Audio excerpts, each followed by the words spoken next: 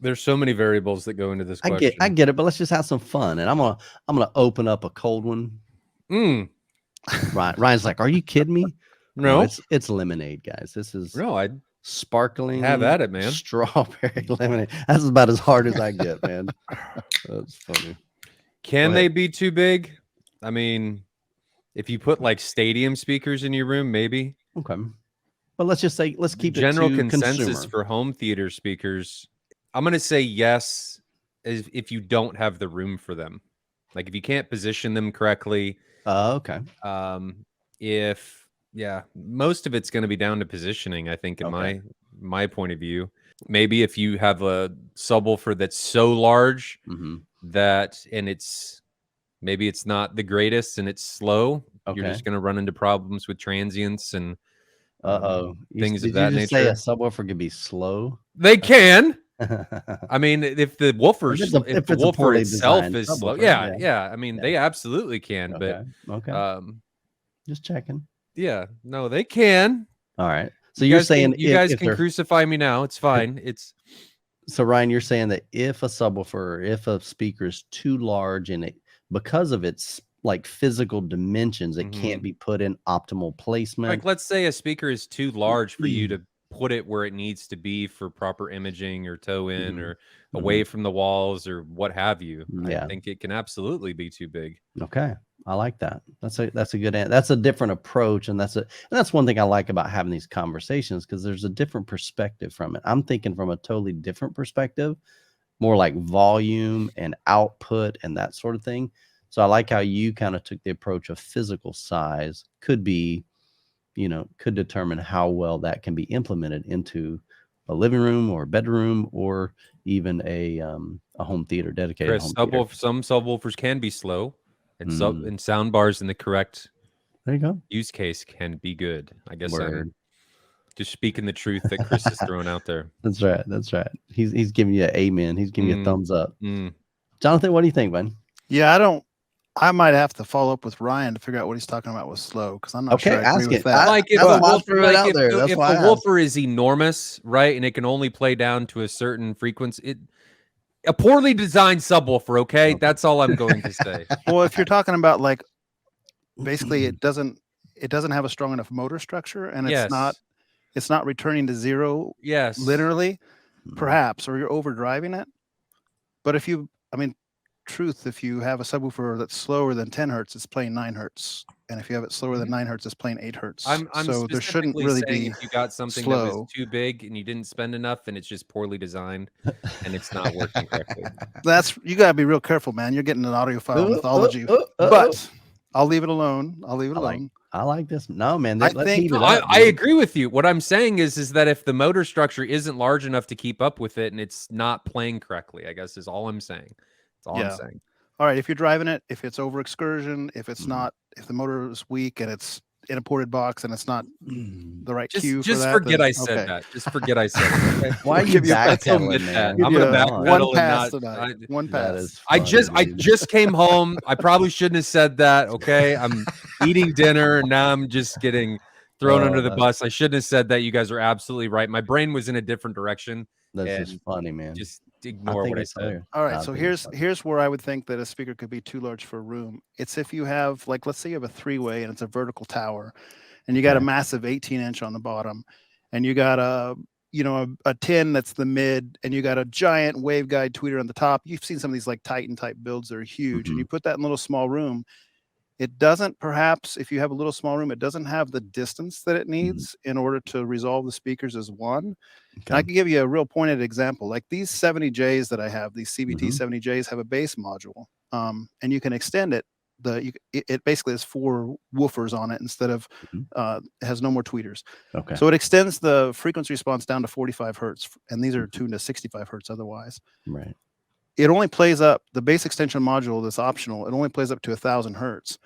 And so when I put those in my room, if you're sitting close to it, the top part of it is playing full range down to 65 hertz, and the bottom range part is playing 45 hertz to 1,000 hertz. Depending on where you were, if you were on this side of the room, it sounded fine. But if you were in this chair and right there, you would hear like you would hear just like a mid with no highs or something if you were next to the bass part. So Okay. I think if your speaker is too large and you're too close, you could potentially run into a situation where that's not ideal. But as far as a subwoofer, I don't think you can have too big of a subwoofer so long as it's competently designed in the right box alignment and it's a good quality set. You know, you didn't just go and buy the cheapest driver you could find from China or something and stuff in a random box. I agree. Jonathan, Ignore previous moron Ryan. I don't know, John. That's interesting that you say that because Wooly disagrees. He's like, if it destroys your tiles, then yeah. No, that just means that the tile installation was poorly done. Yeah. So if you guys can turn it down, Wooly. You can turn it down. That's right. If you didn't catch the podcast from last week, and I shared a clip from that just earlier this week.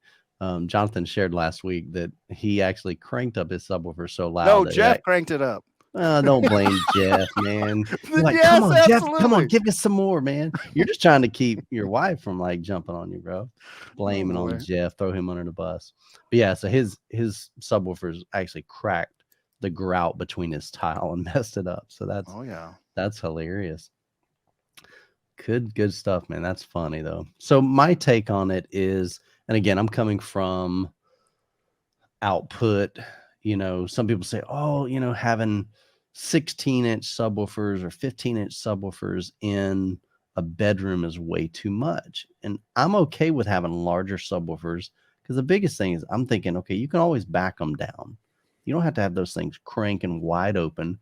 I would rather have too much power, too much amplification, too much SPL, and be able to back that down at a reasonable, like, not even stress level, but basically to where these things aren't even working hard. Right. And they're sounding good. They're sounding clean. And so with that respect, I don't think you can have too much. I mean, you look at Jonathan's setup and you've got 8 18s in your theater room. And some people look at that and go, well, my 212s shake my dishes in my kitchen. You got too much. And I'm thinking the reality is Jonathan doesn't have those things wide open. You know, no, so you'd have grout problems.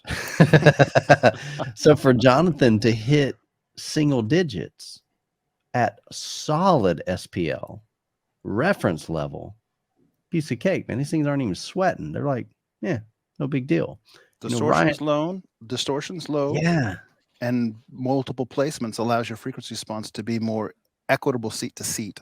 100%. So definitely with quantity and with size, it'd be the same sort of thing. If you had a 24-inch subwoofer in a little small room, it's going to be super clean because it's just eyelet long. No, hardly any distortion, real clean. So you mentioned, you know, the larger subwoofers. We talked about that last week as well. I'll be honest, man, full transparency. When they first started introducing 21 and 23, 24, these massive subwoofers, I'm thinking, all right, guys, come on, seriously? Like, what the heck? I mean, and again, I'm looking at my setup going, man, I got 4 18s, and that's more than what I could ever use in my room. It's crazy. Why would you ever need that much? Well, again, I'm looking from my perspective, and my room is 13 foot by 19 foot, 10-foot ceiling. It's not a massive room. I did a home theater tour of a gentleman, and he had a big room, and he had 4 24s. That was the first time I'd experienced that. Well, might have been the first time. I've experienced a couple of different 24s, and they were stereo integrity. And I'm going, holy cow. And I even asked him, like, do you have any butt kickers or any tactile transducers in the seats? He said, no, just my 4 subwoofers. And this is a big room. He's probably got 14, 15, 16-foot ceilings. And I think he had a 206-inch screen. So this is a big, and that's diagonal. So this is a big, massive room. So like you said, having those big, massive drivers allows them to just barely move, but still pressurize that room. I mean, imagine trying to pressurize that type of room with 4 15s. You're going to hear the bass, but you certainly are not going to feel the bass. And so from that perspective, so like, I think going back to Ryan, your initial thought is there's a lot of angles from this, you know, so there's probably not a dead set idea. And obviously my subwoofer angle was wrong. But I think I wasn't awake yet. I think the misnomer or the, you know, the claim that you can overpower a room. Well, yeah, if you turn it up too loud, you know, but I just don't see from my perspective that having too much of subwoofers or too big of subwoofers, or having big towers in a small room, that's going to, be a detriment. I mean, my son had towers with dual 10s in his 12-foot by 12-foot bedroom, and he loved it, man. He rocked them out. Now, was it the ideal situation? Would those speakers have sounded better in a bigger room? Absolutely. But would a smaller version of that speaker sound better? No, because the tweeter isn't near as quality as the RF7 2s, that he had in his bedroom. And he had the RF7s, the original ones. And so that's kind of from the perspective that I'm coming from. So I think buy as good of a system as you can afford, build it over time. Same thing with subwoofers. We always encourage you guys, buy the best subwoofer you can. And if you feel that you need more, save up, buy another one just like it. If you need more, continue to go down that route instead of trying to cut corners, get something less than what you want. And again, not everybody needs an 18. Not everybody needs even a 15. I mean, if a 12 meets your needs, or dual 12s or quad 12s meets your needs in your room, provides enough SPL, enough depth, and enough output for you, then man, go for it. Rock it out. Enjoy it. If a sound bar is great, hey, I'm not going to tell you that's silly. That's your home theater. That's your setup. That's your living room. That's your bedroom. You do you enjoy it and crank it up. We're just trying to give you some good advice to help you build that out to be, the best quality that it can be and the best sound in that room.